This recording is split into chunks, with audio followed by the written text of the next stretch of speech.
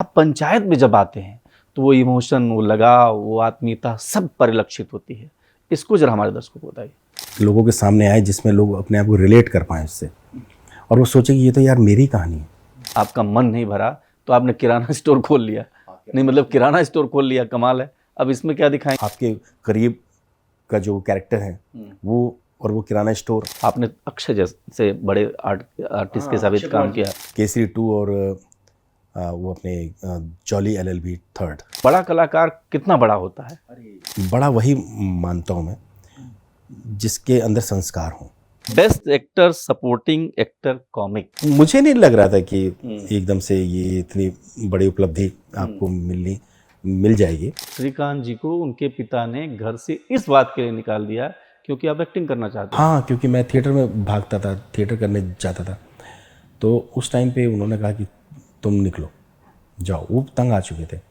माँ का क्या था कि बेटा न करे भाई। फिर डांटती थी मुझे, क्यों नहीं छोड़ देता तू ये सब काम, क्यों नहीं करता बेटा। कोई ऐसी ख्वाहिश, कोई ऐसी इच्छा जिसको लगता है कि ये वाला किरदार हमारे लिए रह गया है? अभी भी मन के अंदर है कि मैं बहुत कुछ और अच्छा कर सकता हूँ। नमस्कार दोस्तों, मेरा नाम श्रीकांत वर्मा है और आप देख रहे हैं भारत एक्सप्रेस और मेरे साथ बैठे हैं मिस्टर देव। सर एक छोटा सा काम था। और ये तो डायलॉग मेरा है। नहीं, डायलॉग तो आपका है लेकिन ये जो काम कर रहे हैं ना वो मेरा है। Oh sorry. तो मैं शुरू करूं सर? आप मैं तो गेस्ट हूँ ना। नमस्कार, मैं उदयनाथ और आप देख रहे हैं भारत एक्सप्रेस का डिजिटल प्लेटफॉर्म। देखिए, जो भारत की बात हो, भारत के गांव की बात हो, भारत के कल्चर की बात हो, भारत की संस्कृति की बात हो, तो श्रीकांत वर्मा को आप कैसे भूल सकते हैं। पंचायत में जिस तरीके का इनका रोल रहा है, अद्भुत, अकल्पनीय। और इसीलिए दर्शकों, आज हमारे साथ है श्रीकांत जी। आपका बहुत बहुत स्वागत है। और देखिए, मैं आपसे उम्मीद करता हूं कि आप मेरा काम कम से कम नहीं छीनेंगे। और लेकिन एक काम छोटा सा है आपसे, एक छोटा सा काम है, तो करेंगे ना? कर लें इंटरव्यू आपका आज? हाँ, असल में क्या था ना, वो कैमरा देख के ना और अपना पूरा जो सेटअप है ये जी, जो चैनल का होता है उसको देख के मुझे अपने वो एंकरिंग वाले दिन याद आ गए थे। अच्छा। जब मैं आज तक में एक आज तक तेज चैनल हुआ करता था, तो उसमें बहुत सालों पहले, जी, बहुत सालों, इतना भी नहीं कि हड़प्पा संस्कृति की बात नहीं बहुत साल तो नहीं लगते हैं। हाँ, मतलब 90s जी, से के बाद की बात है। 2009, हाँ ये था। तब मैंने वहाँ पर एक 2-3 मेरे प्रोग्राम आते थे। एक था बल्ले वाले बाबा, जो हम क्रिकेट को लेकर किया करते थे। उसके राइटर और जो डायरेक्टर थे वो मिस्टर राकेश कायस्थ हुआ करते थे। तो वहाँ पर ऐसे ही सेटअप हुआ करता था, तो मैं बोलता था, तो यहाँ आते ही मुझे लगा यार एक बार भूल गया मैं कि मैं एक्टर हूँ। मैं अच्छा ठीक है। लेकिन एक छोटा सा काम करते करते आपने, मतलब एक छोटा सा काम था, एक छोटा सा काम और कर दिया बड़ा काम, मतलब काम बड़ा कर दिया पंचायत में। कुछ अनुभव बताइए। पंचायत जब आप करते हैं तो देखिए, मैं एक सवाल जरूर, ज़मीनी है, बहुत ज़मीनी सवाल है, क्योंकि इस दौर में जब OTT पे तमाम सारी ऐसी फिल्में आई, तमाम सारी ऐसे दृश्य देखने को मिले जिसमें पाश्चात्य कल्चर, संस्कृति, सभ्यता और हाईटेक टेक्नोलॉजी सब कुछ का ज़बरदस्त इस्तेमाल है, लेकिन उसमें जो इमोशंस है वो कहीं ना कहीं खो गई हमारे। आप पंचायत में जब आते हैं तो वो इमोशन, वो लगाव, वो आत्मीयता सब परिलक्षित होती है। इसको जरा हमारे दर्शकों को बताइए। देखिए क्या है ना, कोई भी ऐसी चीज़, ऐसी कृति जो मतलब लोगों के सामने आए जिसमें लोग अपने आप को रिलेट कर पाएँ उससे और वो सोचे कि ये तो यार मेरी कहानी है ना, ये तो मैं हूँ, तो वो बहुत ज़्यादा लोगों के मन को और दिल को टच करती है वो कहानी। वैसी कहानी पंचायत थी। पंचायत में लोगों को अपने वो गांव देहात, वो मिट्टी की खुशबू, वो कैरेक्टर्स जो आसपास हुआ करते थे, चाचा ताऊ, जो मतलब एक परिवार हुआ करता था गांव। आजकल तो क्योंकि हिंदुस्तान हमेशा, भारत जो है हमारा, वो हमेशा ग्राम प्रधान रहा है, कृषि प्रधान रहा है, तो जो गांव ज़्यादा हुआ करते थे, लोग गांव से ही शहरों में आए हैं। अब तो गांव भी शहर बनते जा रहे हैं, तो अब वो चीज़ें नहीं रही हैं। तो जब लोग वहाँ अपनी पुरानी यादों को जब ताज़ा होते हुए देखते हैं, जब देखते हैं अरे यार ये तो हमारे आसपास का था कुछ, तो वो जो इमोशंस हैं वो उनके जाग उठते हैं और वो रिलेट करने लगते हैं और वो जितने भी पात्र हैं उनको अपना मानने लगते हैं। तो मुझे उससे बहुत प्यार मिला है लोगों का। और एक और ख़ास बात है कि जब हम शहर में होते हैं तो तलाश उस गांव की होती है, उस मिट्टी की होती है, उस खुशबू की होती है। शायद पंचायत ने इसको समझ लिया। हाँ, देखिए क्या है ना, आज का जो इंसान है वो ज़िंदगी छोड़कर जी। पैसे के लिए भागता हुआ आ रहा है। असल में ज़िंदगी, वो सोचता है कि शहर में ज़िंदगी है, लेकिन ज़िंदगी को तो वो छोड़ के आ चुका है। जो जीवन है, जो असली जो जीवन है, क्योंकि हम नेचर से जितना करीब रहेंगे, नेचर के जितना पास रहेंगे, उतना ही हमारा जीवन और हमारा तन स्वस्थ रहेगा, हम अच्छा जी पाएंगे। लेकिन हम जो शहर की तरफ भागते हैं सिर्फ पैसे के लिए, सिर्फ भौतिक चीज़ों के लिए, तो उसमें हमारा बहुत कुछ पीछे छूट जाता है। हाँ, तो बातचीत करते करते लगता है आध्यात्मिक हो गए हैं, बहुत दार्शनिक से हो आध्यात्मिक गए। नहीं, ये सच्चाई है, सच में है। तो हम लोग जब गांव की जो बातें होती हैं, तो लोग इसीलिए याद करते हैं उसको कि नहीं यार, वो जो जीवन जो था वो तो वहाँ छूट गया, इसीलिए या तो मशीनी हो चुके हैं। नहीं, इसीलिए आपने क्या किया, इससे आपका पेट भरा नहीं, आपका मन नहीं भरा, तो आपने किराना स्टोर खोल लिया। नहीं मतलब किराना स्टोर खोल लिया, कमाल है। अब इसमें क्या दिखाएंगे? किराना स्टोर में तो ये तो और भी ज़्यादा आपके करीब का जो कैरेक्टर है वो, और वो किराना स्टोर, वो कोई ऐसा नहीं है जो इससे अछूता रहा हो।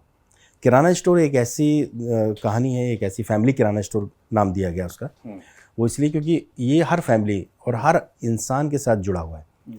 हम किसी भी गली मोहल्ले में देखते हैं तो वहाँ पर पहले क्या होते थे कि छोटी छोटी दुकानें होती थी, जिसमें रोज़मर्रा की जो चीज़ें जो हमें ज़रूरत की होती थी वो सब मिल जाया करती थी। और वो जो किराना स्टोर वाले जो होते थे अंकल जी, वो घर परिवार की तरह ही होता था कि वहाँ गए, जाके सामान ले लिया, सामान लेने के बाद कह दिया पापा देंगे। तो क्या कैरेक्टर है किराना स्टोर में आपका? तो मैं वही अंकल जी मैं बना हूँ जिसका एक किराना स्टोर है। तो आजकल की जो ज़िंदगी है, अरे किराना स्टोर वाले जो मतलब मैं टोक रहा हूँ बीच में, मैं चाहता हूँ, किराना स्टोर वाले कभी कभी ना मतलब ऐसा भी होता है कि बच्चों को तो खदेड़ देते हैं कि चलो निकलो निकलो, सामान पैसे नहीं तुम्हारे पास, निकलो यहाँ से निकलो। और फिर महिलाएं आती हैं तो उनको सामान मुफ्त में ही दे देते हैं।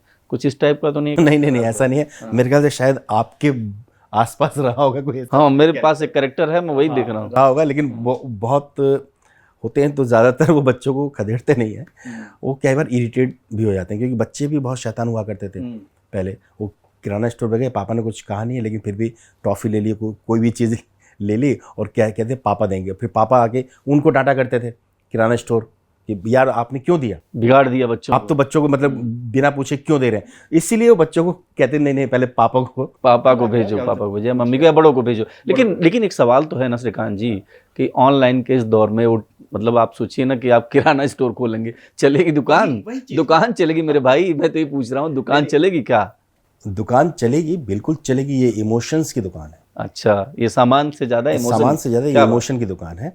और ये इमोशन की दुकान चलेगी, जब आप खोलोगे तभी चलेगी, क्योंकि हर आदमी वो जो इमोशंस हैं उनको सजोए बैठा है, बस उनको कुरेद कर निकालना बाहर है, करने की आपके अंदर क्षमता होनी चाहिए। बिल्कुल, किसी भी कलाकार के लिए बहुत खास बात है कि आपके एक्टिंग को, आपके कैरेक्टर को, आपके किरदार को अपने में जीता हुआ देखे। ये बहुत बड़ी बात होती है किसी के लिए भी। और मुझे उम्मीद है कि जब दर्शकों ने आपको देखा था तो इतना सारा प्यार दिया, तो आप भी इसे महसूस करते हैं। लेकिन आप जरा ये बताइए कि पंचायत में बहुत सारे कैरेक्टर हैं, बहुत सारे कैरेक्टर हैं जो सब फेमस हैं, लेकिन पर्सनली आपको कौन सा कैरेक्टर लगता है कि ये वाला कैरेक्टर तो मतलब मुझे मिलना चाहिए? नहीं, ऐसा क्या था। पंचायत में उस समय जब मेरे पास जब इसका ऑफर आया था, तो उस टाइम पे 4-5 चीज़ें एक साथ थी जो मैं कर रहा था। तो उस समय मेरे पास समय बहुत कम था, और टीवीएफ के साथ मैं कुछ कर नहीं पा रहा था कि बहुत सारी चीज़ें हमारी पीछे छूट चुकी थी। जैसे गुल्लक में भी बात हुई थी, वो नहीं मैं कर पाया। एक गोरखपुर करके सीरीज़ बना रहे थे सबसे पहले, तो वो रुक गई थी, जो बाद में कालकूट के नाम से आई थी, वो भी नहीं मैं कर पाया था। तो वहाँ से ये दीपक जी और चंदन जी, इनकी तरफ से ये चीज़ आई कि हम कुछ कर नहीं पा रहे, इसको हम साथ में काम कब करेंगे, तो पंचायत में करते हैं। तो मैंने कहा मेरे पास 4-5 चीज़ें हैं, सीरीज़ हैं। मिर्ज़ापुर थी, ब्रीथ इनटू द शैडो थी, और एक फिल्म भी थी राम प्रसाद की 13वीं। तो इस तरीके से बहुत सारी चीज़ें एक साथ मैं कर रहा था। तो मैंने कहा ठीक है, मैं छोटा सा कैरेक्टर मैं कर लूँगा। तो उन्होंने एक टीचर का था कैरेक्टर, वो दिया। फिर उसके बाद कहते नहीं आप ये वाला कीजिए परमेश्वर जी वाला।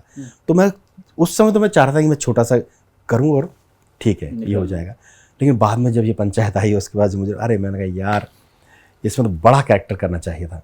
तो बड़ा कैरेक्टर कौन होता? वो बड़ा कैरेक्टर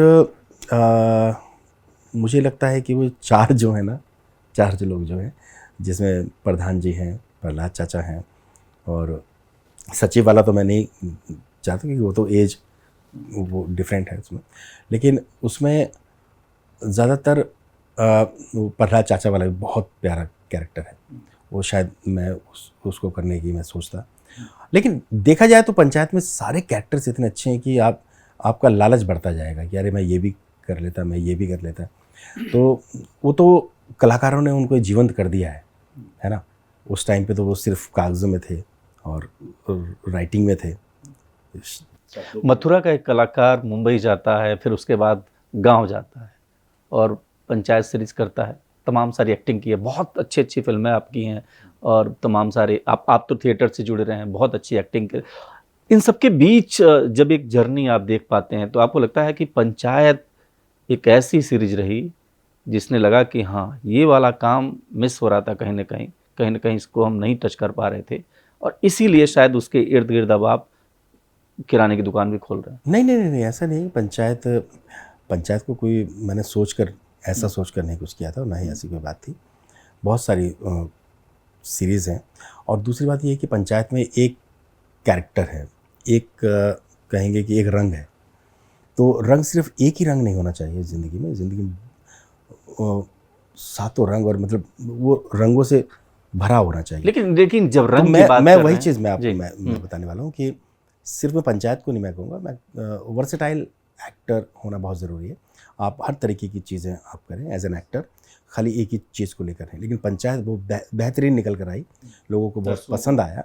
तो आपका काम अगर एक जगह आपने पंचायत में मुझे परमेश्वर के रूप में देखा, तो ब्रीथ इनटू द शैडो में आप एक कोप के रूप में आप देखेंगे, और मिर्ज़ापुर में एक अलग है मामा का कैरेक्टर है, और बहुत सारे कैरेक्टर्स मैंने किए। लेकिन पंचायत की बात जब करते हैं हम, पंचायत अब देखिए ना, गांव की जो तस्वीर दिखाई देती है इसमें कुछ बुराइयां भी दिखती हैं, कुछ राजनीति दिखती है, कुछ अनावश्यक रूढ़ियां दिखती हैं। इन सब के बीच श्रीकांत जी, आपको लगता है कि गांव अभी भी उस दिशा में है जैसा उस पर दिखाया गया, या लगता है कि नहीं बदल गए हैं गांव? ये तो पुरानी छवि आप लोग गढ़ करके पैसा कमाने के लिए ठीक ठाक एक छवि, हाँ ये नहीं, ऐसा नहीं है। जो भी चीज़ होती है समाज से ही लेकर समाज को देना, ये हम लोगों का काम है, एक्टर। और ये हमारी जो दुनिया है फिल्मी दुनिया, या जो भी कोई आर्ट है जो वो समाज से ही लिया जाता है। थिएटर में भी हम लोग यही करते हैं कि समाज की एक कहानी होती है और समाज को दिया जाता है। अगर कोई चीज़ नहीं है वो मनगढ़ंत नहीं होती, वो ऐसा कुछ नहीं कि वो है ही नहीं और हमने उसको ऐसे ही गढ़ दिया। वो है, कहीं ना कहीं है। ऐसे रूप हैं, बहुत सारे गांव हैं ऐसे, और बहुत सारे गांव तो आजकल गांव नहीं रह गए, सिर्फ नाम के गांव रह गए। अब तो वहाँ पे सारा शहरीकरण हो चुका है। तो लेकिन कुछ गांव हैं अभी इंटीरियर में, आप देखिए पंचायत जैसे गांव हैं, लेकिन वहाँ पर भी अभी आपने देखा होगा पंचायत के जो सीजन्स जो आ रहे हैं उनमें धीरे धीरे वो सब राजनीति और ये सब आती जा रही हैं। जी। आपको लगता है कि एक सवाल बहुत महत्वपूर्ण, चूंकि आपने एक ग्रामीण का पृष्ठभूमि में भी काम किया है, आपने अक्षय जैसे बड़े आर्ट हाँ, अक्षय कुमार जी, उनके साथ मैंने 2 फिल्में अभी जो मेरी रिलीज़ हुई हैं, केसरी 2 और वो अपने जॉली LLB 3rd। तो बड़ा कलाकार कितना बड़ा होता है? हर कलाकार बड़ा अपने बिहेव से होता है, अपने काम से होता है ना। कोई बड़ा वही मानता हूँ मैं जिसके अंदर संस्कार हो, जिसके अंदर कोई अहम ना हो और अपने काम में वो पारंगत हो। तो अक्षय कुमार जी में मैंने ये देखा है, वो बहुत ही बेहतरीन कलाकार हैं और उसके साथ साथ बेहतरीन इंसान भी हैं। वो बहुत ही प्यारे इंसान है। उनके जब मुझे लगता था, मैंने ये देखा कि ज़्यादातर स्टार्स के साथ जब आप काम करते हैं तो एक डर होता है कि यार मैं कुछ कर पाऊंगा कि नहीं, क्योंकि वो स्टार का ही एक ऑरा इतना होता है चारों तरफ कि लोगों को आपकी तरफ ध्यान नहीं होता है, वो सिर्फ स्टार की तरफ होता है हर चीज़ में। हो सकता है कि आप सिर्फ डायलॉग बोल रहे हो और चेहरा स्टार का होता है, आप कितना ही मेहनत करके उसको बोल रहे हैं, लेकिन ऐसा नहीं था। अक्षय जी मौका देते थे। और एक हम लोगों ने केसरी 2 में एक सीन किया था जिसमें मैंने पूरे हिम्मत के साथ उनके सामने जाके अपने कैरेक्टर, जो मेरा कैरेक्टर था उसके हिसाब से मैंने किया, तो उनको शायद अच्छा लगा होगा।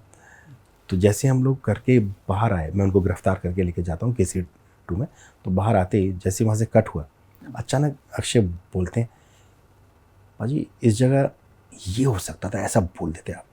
मैंने अरे सर हाँ वो तो बहुत अच्छा लगता, अब तो हो गया। कहते नहीं रुको रुको रुको रुको। उन्होंने उधर से कहा कि भाई सर एक और टेक लेना चाहते हैं। मैंने कहा सर मेरे कंधे पे रख के बंदूक की। कहते नहीं रुको रुको रुको रुको, मजाक में रखा। कहते रुको एक टेक और लेना चाहते हैं। तो उधर से आई आवाज़, श्रीकांत जी। मैं हाँ सर एक और करते हैं। तो फिर उन्होंने मौका दिया मुझे, दोबारा मैंने फिर वो इम्प्रोवाइज़ किया और बहुत प्यारा गया वो सीन। तो इस तरीके से ना कोई नहीं करता है कि दूसरे को आप मौका दें, तो मेरे साथ तो ये रहा है उनका। अक्षय को लेकर के इंडस्ट्री में ये भी है कि वो बहुत पंक्चुअल हैं और उनके बारे में कहा जाता है कि वो अपने खास करके शरीर पर सब पे बहुत जगह देते हैं। पंक्चुअल के नाम पे मैं आपको एक चीज़ बताता हूँ। जैसे मैं जॉली LLB में दो थे, अरशद और अक्षय सर, तो दोनों तूफानी। हाँ, अब इन दोनों के साथ था, लेकिन मैंने जब पूछा, मैंने कहा मेरे ज़्यादातर किसके साथ सीन्स हैं, तो अक्षय सर के। अरे मैंने कहा अक्षय सर के साथ सुबह जल्दी उठना पड़ेगा। तो एक मन के अंदर सुबह जल्दी उठना पड़ेगा। अब क्या था कि वो सुबह की शिफ्ट और आपको मुंह अंधेरे पहुंचना है। हाँ, लेकिन एक फ़ायदा होता था, शाम को जल्दी फ्री हो जाते थे। अच्छा। लेकिन वो जो सुबह उठना होता था ना, अक्षय सर के साथ तो भाई साहब सुबह उठना बहुत ज़रूरी है। तो वो अच्छी भी बात है। अच्छा, पंचायत की जब बात करें तो आपने ऑडिशन दिया होगा, कुछ दिया होगा, कैसे रोल मिला आपको ये? ऑडिशन नहीं, तब तक तो मैं TVF के साथ जुड़ चुका था, लेकिन काम नहीं कर पा रहा था। तो उसमें उन्होंने मुझे कहा कि श्रीकांत जी, हम लोग इस पनौती को दूर करते हैं कि काम नहीं कर पा रहे हैं। पनौती समझ रहे हैं ना? पनौती, हाँ बिल्कुल, कि ये पनौती लगी हुई है, पता नहीं क्या है, क्या ये दुर्भाग्य है कि हम काम ही नहीं कर पा रहे हैं। बिल्कुल एकदम ऐसा होता था कि हाँ अब फ्लोर पे आए, लेकिन तुरंत कुछ ऐसा होता कि नहीं हो पा रहा है। तब उन्होंने पंचायत में मुझे कहा था कि आप यही, तो ऑडिशन नहीं हुआ था, वो सीधे ही हम लोगों ने बात की थी।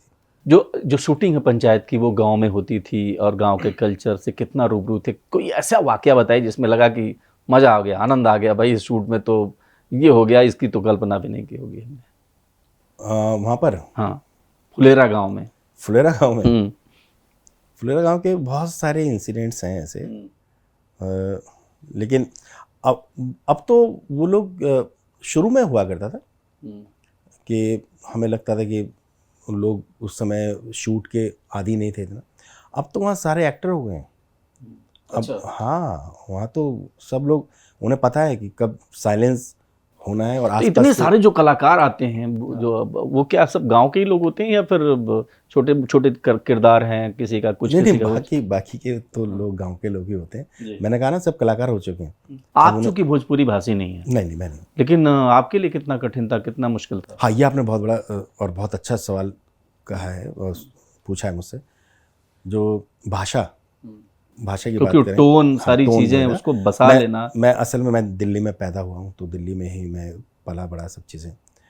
तो दिल्ली न्यूट्रल जो गियर होता है ना, जैसे, तो न्यूट्रल गियर में कुछ नहीं है उसमें, तो न्यूट्रल है यहाँ पे भाषा के रूप में। तो क्या भोजपुरी कुछ बोल के दिखाइए ना, क्या बोला था आपने, कुछ आता है भोजपुरी में? अब देखिए, मैं इस समय तो न्यूट्रल हूँ। आप दिल्ली में नहीं, जो आपका डायलॉग था वो क्या था, वो बता दीजिए ना हमारे दर्शकों को। एक छोटा सा काम था। हाँ, भोजपुरी नहीं, वो असल में क्या टोन था, वो टोन थी एक, उसको हम प्रॉपर टोन था बोलते हैं उसमें। हाँ। थी नहीं बोलेंगे। तो उसमें जैसे एक मेरा एक सीन था जिसमें सचिव जा रहे हैं और मैं कहता हूँ कहाँ सचिव जी, दोबारा बोलिए। हाँ, वो सचिव जी, वो कहाँ जा रहे हैं आप? तो वो कहता है कि ये लालटेन या कुछ वो चीज़ बेचने के। अच्छा, तो एक जब बाज़ार जा रहे हैं तो एक घी का कनस्तर भी लेते आइएगा। तो घी घी बोलते हैं ना वहाँ पे, हाँ घी। घी। तो इस टाइप से छोटी छोटी सी चीज़ें होती हैं। नहीं, यहाँ जगह है तो यहीं पे टांग दीजिएगा। छोटा सा काम था बस। कमल, वो जो था ये उस टाइम आपका की- जो छोटा सा काम था, इसने बड़ा काम किया, अरे इसमें कोई दो राय सर, नहीं है, इसके ऊपर बहुत मैं- बड़ा काम किया। इसके ऊपर मैं एक चीज़ और बताऊंगा छोटे से जी। काम पे। ये भी आप फिर बोल रहे हैं छोटा सा। हाँ, एक छोटा सा काम तो बोल लूँ। हाँ, तो ये था हाँ, कि दिल्ली में ये एक कॉलेज है कोई, जी। उसके जो प्रिंसिपल थे वो किसी बात मान नहीं रहे थे, और बच्चों की कुछ मांगे थी वहाँ के जो स्टूडेंट्स थे। तो उन्होंने मुझे वहीं के किसी स्टूडेंट ने बताया था ये चीज़। उसने कहा कि सर, हमने आपका जो ये तकिया कलाम था इसको हमने यूज़ किया है और आपको भी यूज़ किया। मैंने कैसे? कहने लगे कि आपके ना पोस्टर लगा दिए थे हमने उनके ऑफिस के बाहर, प्रिंसिपल के, उस जिसमें आप ऐसे करके खड़े होकर कह रहे हैं एक छोटा सा काम था, उस पर लिखा हुआ एक छोटा सा काम था। वो जहाँ जाते थे, गैलरी में, सब जगह वो लगे हुए थे, तो वो देखते थे एक छोटा सा काम था, एक छोटा सा काम था, चारों तरफ वो है, मैं मेरे पोस्टर हैं वहाँ। तो उन्होंने तंग आकर बुलाया कि आइए बताइए इस छोटे से काम को क्या काम था? हल करते हैं, क्या तो बात है। उन बच्चों ने कहा ये किरदार, चीज़। बिल्कुल ये बहुत बड़ी बात है। और श्रीकांत जी, सच बताएं तो आपका जो कैरेक्टर है, जो आपका जिस तरीके से आपने उसको अभिनीत किया है, भारत के गांव में खास करके, और शहरों में भी जो गांव के लोग रहते हैं, वो सब जी रहे हैं इस किरदार को और बार बार देख रहे हैं। पंचायत अब पंचायत नहीं रही है, पंचायत तो समझ लीजिए कि वैश्विक हो गई है। वैश्विक है। और हाँ। वो हमेशा से एक चीज़ देखी गई ना कि जो अच्छा है वो हर जगह अच्छा होता है। बिल्कुल सही बात है। आप एक ह्यूमन नेचर है। और best actor, supporting actor, comic, ये आप नामित हुए। एक छोटे से गांव से आने वाले कलाकार के लिए एक बहुत बड़ा पल होता है। इमोशनल हो गए थे, आंख में आंसू आए थे कि नहीं आए थे? उस समय तो असल में क्या था ना कि जब कभी भी देखता था मैं ये सब चीज़ें अवार्ड के लिए लोग, तो वहाँ ये नॉमिनेशन के लिए जब आता था ना, नॉमिनीज आ ठाक ठाक ठाक, तो उसमें मैं सोचता था कि मेरा भी आएगा क्या कभी। हाँ, तो मैं आपको वही बता रहा हूँ कि कभी आएगा। तो एक बार ना ऐसे ही बातचीत करते करते मेरी वाइफ ने कहा था फिल्म फेयर में चलेंगे साथ में। वो बोल दिया उन्होंने। मैंने कहा वो पता नहीं कौन सी वाली वाइफ, किरदार वाली है या रियल वाली? अरे रियल वाली, मरवाएंगे आप क्या, पिटवाएंगे आप। हाँ। ऐसा नहीं। तो क्या हुआ, वो मुझे नहीं लग रहा था कि एकदम से ये इतनी बड़ी उपलब्धि आपको मिल जाएगी। वो जब मुझे पता चला कि ब्रीथ इनटू द शैडो के लिए मुझे नॉमिनेट किया गया, और वहाँ पर क्या किरदार था उसमें, जरा बताइए ना हमारे को। उसमें किरदार एक हरियाणवी क्राइम ब्रांच का एक जयप्रकाश करके कैरेक्टर था। एक प्रकाश और जयप्रकाश, एक मुंबई से था तो एक हरियाणा का था। तो वो एक डायलॉग तो सुनाई दीजिए ना उसका, क्या है वो? हाँ, उसमें ये लोग बैठे होते हैं, क्या होता है ना कि मुंबई और दिल्ली, मुंबई वर्सेस दिल्ली चल रहा होता है हमारा। अच्छा। वो लोग मुंबई से यहाँ पे तबादला होके वो आए हैं, दो लोग, अमित साध और ऋषिकेश जोशी, जो प्रकाश थे। उनको मैं यहाँ मिलता हूँ क्राइम ब्रांच में, और क्राइम ब्रांच से कहा जाता है कि आपके साथ रहेंगे। टीम 3 लोगों की टीम थी। वो एक केस को सॉल्व करने के लिए वो लोग लगे हुए थे तीनों। और तीनों का क्या वो जो बना था कोऑर्डिनेशन, वो बड़ा प्यारा। तो उसमें हम दोनों का ज़्यादातर रहा करता था, मुंबई का और दिल्ली का। तो उसमें क्या था कि मैं उनके पास आता हूँ, बैठे काम कर रहे हैं, मैं कहता हूँ कि सर जी चलें खाना वाना खा लेते हैं। तो कहता है कि सुनो यार, यहाँ पे वो मिलेगा। तो क्या कहते, वो भजिया। भजिया भजिया किए हो गए, भजिया किए हुए, हरियाणवी था वो। कहते भजिया वो जो ऐसे करके यूँ छुन करके जो तलते हैं। अरे मैंने कहा पकोड़े का होना यार, वो पकोड़े क्या है यहाँ? वो कहता है हाँ वही पकोड़े। अरे क्या पकोड़े सकोड़े, आओ चलो खाने के लिए बोलो, बस हम खिला दें तुम्हें। तो इतने में वो कहता है कि अच्छा यहाँ पे वो मिलेगा सैंडविच कुछ ऐसा। अरे मैंने के मैदा वैदा खाओ यार तुम, और अपना मैदा ख़राब कर रहे हो, चलो और रोटी छोटी खाते हैं चलो। तो वो बड़ा प्यारा हमारा। कॉमेडी करना मुश्किल माना जाता है, लेकिन इमोशनल जो रोल होते हैं वो भी बहुत कठिन होते हैं। आप किस किरदार में खुद को ज़्यादा जीवंत पाते हैं? देखिए सर, ऐसी कोई बात नहीं है। एक्टर जो होता है वो उसके लिए सारे इमोशंस सब वो कैरी करता है। और एज एन एक्टर आपके अंदर वो नवरस होने चाहिए। जो रस हैं वो नवरस हैं, और हर तरीके के। तो उसमें एक हास्य रस भी है। तो लोग कहते हैं कि कॉमेडी मुश्किल होती है, वाकई में बहुत मुश्किल होती है। लेकिन अगर आपके अंदर आपने उनको साध रखा है, उन रसों को अगर साध रखा है, उन इमोशंस को साध रखा है, तो आपके लिए वो मुश्किल नहीं है। वो करना मुश्किल है, मतलब करेंगे तो मुश्किल होगा। जब होता है ना, इमोशन नहीं मैं वही चीज़ मैं बता रहा हूँ, वो चीज़ें होती हैं, करना नहीं पड़ता है। करना नहीं पड़ता। करने जो कर रहा है उसके लिए मुश्किल है। थिएटर और सिनेमा को लेकर के हमेशा चर्चा रहती है कि थिएटर के जो आर्टिस्ट होते हैं वो बहुत मजे हुए होते हैं, उनको समझ होती है, लेकिन अब चूंकि चीज़ें बहुत तेज़ी से बदल रही हैं, दुकान अलग अलग तरीके की सज चुकी हैं। कोई ज़रूरी नहीं है कि आप थिएटर से आए हैं, नहीं आए। कई ऐसे बच्चे हैं जो बिल्कुल आके धुआंधार प्रदर्शन कर रहे हैं। मगर आप श्रीकांत जी, आपको क्या लगता है कि थिएटर तो ज़रूरी है? देखिए, ऐसी कोई बात नहीं है कि थिएटर ज़रूरी है। बिना थिएटर के भी लोग कर रहे हैं और फिल्म जगत में हैं बहुत सारे। थिएटर की जरूरत नहीं है। नहीं ऐसी बात नहीं है। थिएटर एक अलग विधा है, वो एक बहुत ही ऐसी विधा है जो आपको पारंगत करती है अभिनय कला में। और आप जब थिएटर करके आते हैं तो आप और ज़्यादा अपनी कला को विकसित करके आते हैं, उसको और निखार के आते हैं। तो मैं तो ये कहूँगा कि आप थिएटर अगर करते हैं तो थिएटर से सबसे पहली बात आप ये सीखते हैं कि किस तरीके से अनुशासन में रहकर आप काम कर रहे हैं। और आपके अंदर वो घमंड नहीं, क्योंकि आप सबके साथ काम कर रहे हैं, सेट भी आप लगा रहे हैं, आप सारे काम खुद कर रहे हैं। तो वो सब चीज़, यहाँ तक कि हम लोग मेकअप भी खुद किया करते थे। मेकअप मैंने सीखा इसलिए था क्योंकि हमारे जब कोर्स हुआ था तो सारी चीज़ सिखाई गई थी। तो वो जो एक टीम वर्क होता है वो आपको थिएटर से मिलता है। और थिएटर में आके आप कह रहे हैं एक पर्सनैलिटी डेवलपमेंट के लिए भी मैं तो ये कहूँगा कि लोगों को, अपने बच्चों को थिएटर ज़रूर करवाना चाहिए। और दूसरी बात ये कि थिएटर मैंने जब किया 35 साल तो 30 साल के मेरे इस जर्नी में थिएटर मैंने सबसे ज़्यादा किया। और थिएटर से मुझे बहुत ज़्यादा मतलब सीखने को मिला। सीखने का तो मैं शब्द में एक चीज़ मैं बोलूँगा, मैं दर्शकों को मैं बता दूँ, कोई भी कला सीखी नहीं जाती, करनी नहीं समझी जाती है। आप किसी कला को सीखने का आप कहेंगे ना तो सीखा जाता है किसी मोटर को या किसी गाड़ी को ठीक करना, सीखा जाता है डॉक्टर को भी सीखा जाता है, वो डॉक्टरी सीखता है, इंजीनियर भी सीखता है, हर चीज़ सीखी जाती है। लेकिन कला जो होती है, चाहे कोई भी कला, वो सीखी नहीं जाती, वो समझी जाती है। क्या बात है, एक बहुत अच्छी बात है।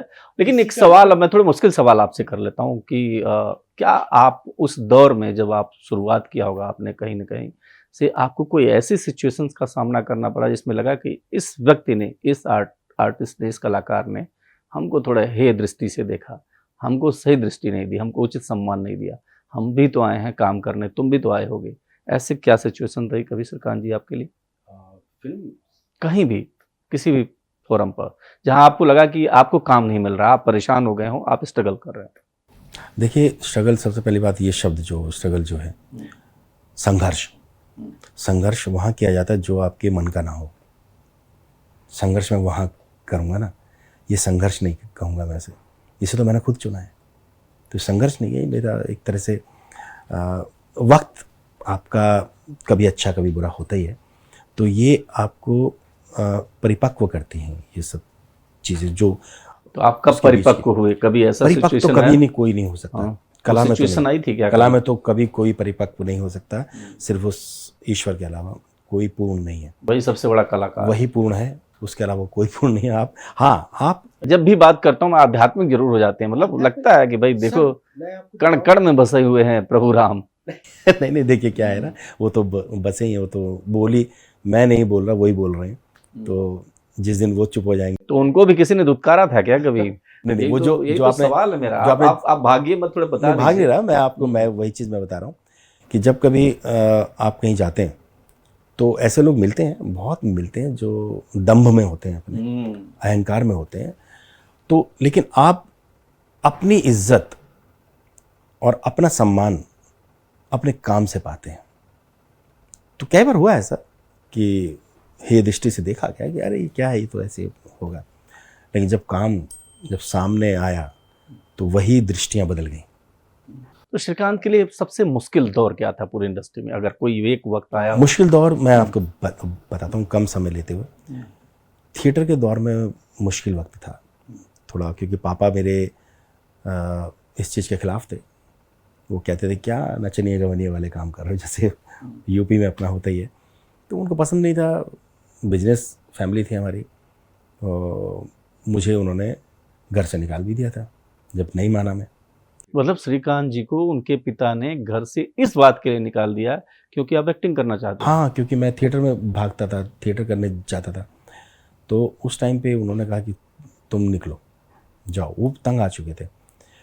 वो चाहते थे, देखिए हर माँ बाप चाहता है कि बच्चा, क्योंकि उस टाइम पे क्या था कि आप धन कमाने के लिए कुछ ऐसा कीजिए जिससे कि आपकी जीविका चल सके, परिवार चला सके। बस यही एक ध्येय हुआ करता था पहले।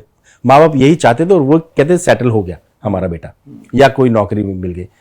इस तरीके के काम को काम ही नहीं माना जाता था। क्या कहते अच्छा एक्टिंग करते हो और काम क्या करते हो, साथ में ये भी पूछा जाता था।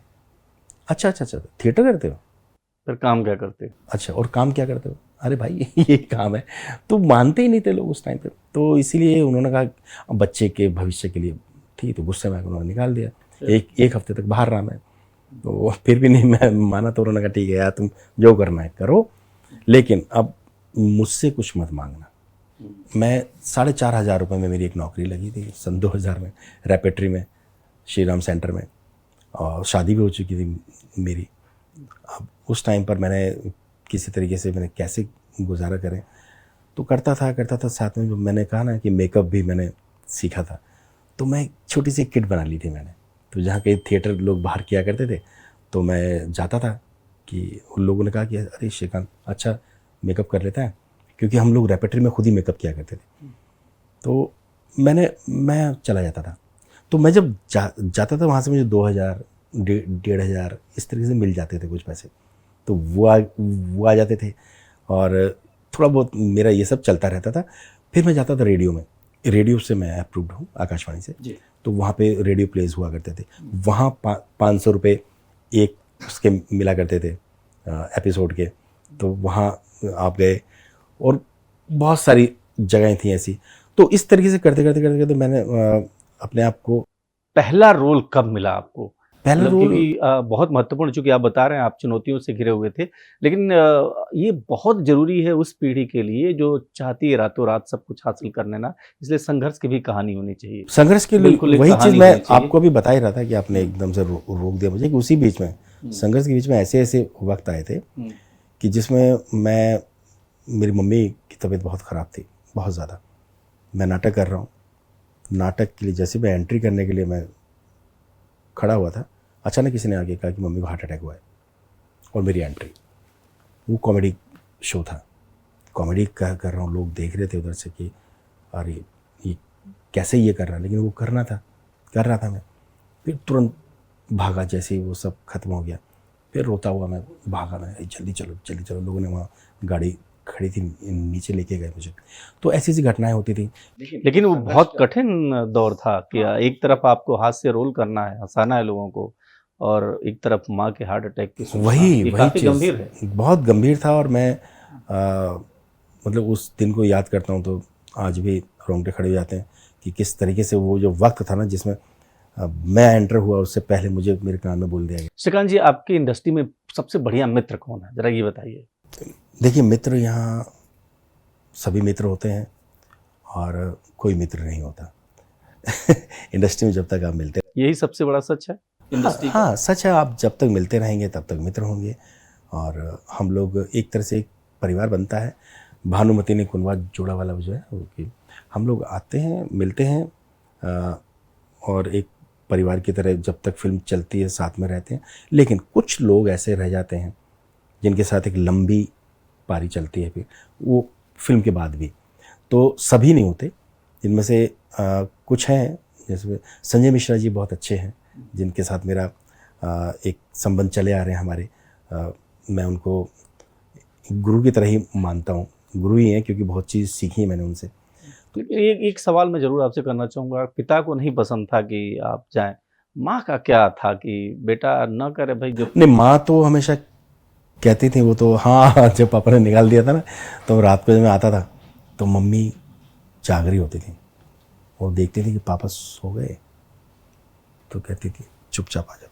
तो वहाँ से मैं कॉर्नर से पीछे एक दीवार से चढ़ के आया करता था। फिर मम्मी दरवाज़ा खोलती थी, रात को आता था, खाना वाना खिलाती थी, फिर डांटती थी मुझे, क्यों नहीं छोड़ देता तू ये सब काम, क्यों नहीं करता बेटा। मैंने मम्मी मैं कुछ करूँगा। कहती हाँ नहीं तू करेगा तो सही, लेकिन कब करेगा बेटा, इन चीज़ों में नहीं है। तो माँ, अच्छा फटाफट कुछ सवाल कर लेते हैं। पंचायत के सेट पर सबसे ज़्यादा मस्ती कौन करता था? पंचायत के सेट पर हम, हाँ अपने रघुवीर यादव जी लगते हैं सीधे, लेकिन सीधे हैं नहीं, बहुत ज़्यादा मस्ती करते थे वो भी। मैं भी कम नहीं था। तो हम सब लोग मिलके एक हमारी टीम थी, हम जब बैठते थे खाली टाइम पे तो खूब मस्ती किया करते थे। ठीक है। अच्छा, अगर परमेश्वर सचिव जी की जगह होता तो पहला काम क्या करता? सचिव जी की जगह होता, जो चल रहा है वही वही चल रहा होता, क्योंकि अभी तो फिलहाल सचिव का रूप वही है। ठीक है। हाँ, अच्छा, फुलेरा गांव में अगर एक दिन बिताना हो तो आप किसके साथ बिताएंगे? कोई है पसंदीदा शख्स? शख्स मतलब कोई भी शख्सियत, शख्स या महिला, पुरुष? मैं तो अकेले ही बिताऊंगा, क्योंकि जगह ही ऐसी है जहाँ पे अकेले आप रहिए। अच्छा, तो आपकी कोई ऐसी छुपी टैलेंट जो कम से कम हमारे दर्शक नहीं जानते हैं, वो जरा बताइए। हाँ, मैं पेंटिंग करता हूँ, अच्छा।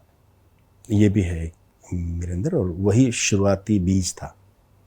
पेंटिंग करते करते करते करते करते मुझे बाद में और भी बहुत सारी कलाओं की तरफ रुझान हुआ। तब मुझे अभिनय में मैं इसलिए आया क्योंकि इसमें सारी कलाएं नहीं थी। इसमें पेंटिंग भी है, इसमें गाना भी है, इसके अंदर नाचना भी है, इसके अंदर सब चीज़ें हैं, अभिनय तो है ही। तो पेंटिंग एक मेरी रही, जब कभी मैं अकेले बैठता हूँ। क्या बनाते थे पेंटिंग में? अरे सर, बनाते क्या थे, एक स्कूल की बात है, जब मैं स्कूल में पढ़ा करता था तो क्लास में बैठे बैठे मेरे एक टीचर थे, मैं ऐसे उनका स्केच बनाता रहा और बना के मैंने वहाँ उनके मेज पे रख दिया। उधर पढ़ा रहे थे, घूमते उन्होंने ये देखा, कहते श्रीकांत खड़ा हो जा। उन्हें पता था कि यही है। पूरे स्कूल में हम एक दो ही लोग थे जो इस तरीके से पेंटिंग किया करते थे। उन्हें खड़ा किया और मुझे 2-3 थप्पड़ मारे, पिटाई कर दी मेरी। मतलब आपको मारा उन्होंने? सुनी तो सी, पिटाई कर दी। फिर जब पीरियड ख़त्म हुआ, बाहर आए, मुझे लेके खूब प्यार किया उन्होंने। मैंने, सर आप अंदर तो मार रहे थे और यहाँ के प्यार कर रहे हैं। कहते नहीं, बहुत अच्छी बनाई थी तूने। मैंने, ये क्या चक्कर है? कहते मैंने मारा इसलिए क्योंकि जब पढ़ा रहा था तब तो ये काम कर रहा था, है ना, और प्यार इसलिए कर रहा हूँ कि बहुत अच्छा किया, बहुत प्यारा बनाया तूने। अब लेकिन वक्त, किस वक्त क्या करना है इसको लेके चलो। पढ़ाई के वक्त पढ़ाई करो, जब ये बनाना है ये बनाना। और उन्होंने क्या किया, मुझे कई कॉम्पिटिशन्स में लेकर गए फिर वो, और मैं बहुत सारे इनाम भी जीते। लेकिन अब एक आखिरी दौर में एक सवाल जरूर आपसे बनता है कि चूंकि आप अब स्थापित एक्टर हैं और भारत के लोग खास करके आपको बहुत पसंद करते हैं, ग्रामीण अंचल में आपको लोग बहुत पसंद करते हैं। आपके कुछ तमाम विविधताओं वाले आपने किरदार भी किए हैं, लेकिन कोई ऐसी ख्वाहिश, कोई ऐसी इच्छा जिसको लगता है कि ये वाला किरदार हमारे लिए रह गया है और उसको करना चाहते हैं? देखिए सर, ये एक हर एक्टर के साथ होता है किरदार। मतलब मैंने कहा ना कि आपको वर्सेटाइल एक्टर होना चाहिए, तो अभी भी मन के अंदर है कि मैं बहुत कुछ और अच्छा कर सकता हूँ, कुछ ऐसा किरदार मिलना चाहिए।